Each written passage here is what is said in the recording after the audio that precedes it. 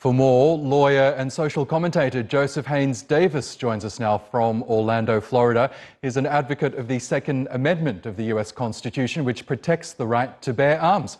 Good to have you back with us, Joseph. In the civil lawsuit filed in Boston, the Mexican government says gun manufacturers have been negligent and complicit in driving the violence that Mexico has suffered from, particularly at the hands of drug cartels and other criminal organizations. What do you make of those claims? Well, as always, thank you for having me. As far as those claims, I have not read the petitions. I have not read the lawsuit. I've seen no documents at all. However, it sounds like the Mexican government needs to probably look within itself, within its own borders, within its own government, within its own government's corruption. The world knows that the Mexican government has had a history of corruption within its government, within its borders. And I suspect if they have a weapons problem, that some of those weapons actually came from those complicit within the Mexican military, within the Mexican police, and so forth, giving those guns to these criminals that operate within the Mexican borders and take advantage of the Mexican citizenry.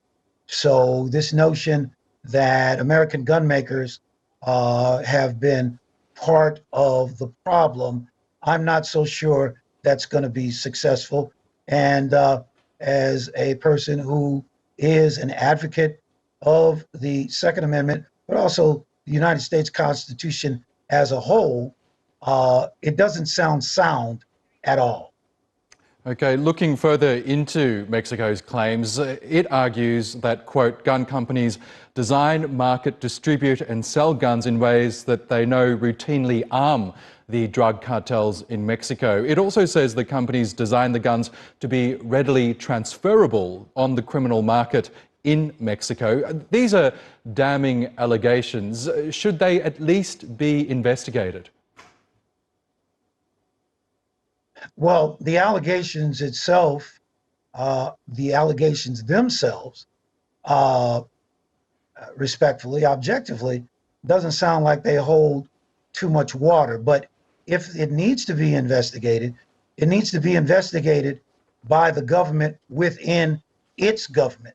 That being the Mexico government needs to look at themselves and what they've done over the decades to their own people with the rampant, continuous corruption within that country.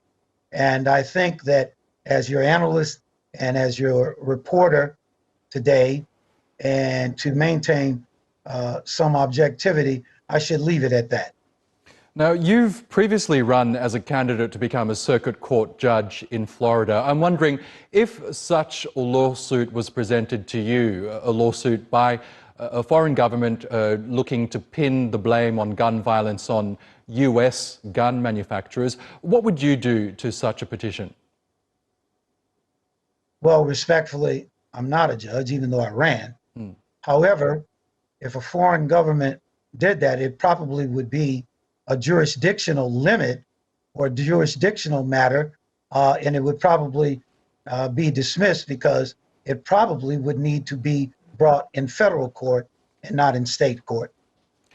Okay, and I've been reading some of your thoughts on gun ownership in America, and you particularly support the African American community in terms of gun ownership. Why do you have that view? Why is it important, in your view, that Black Americans do bear arms?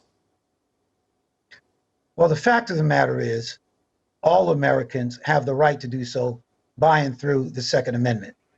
What I have said in the past has to do with the history of Black Americans, some being the descendants of those who were once considered chattel.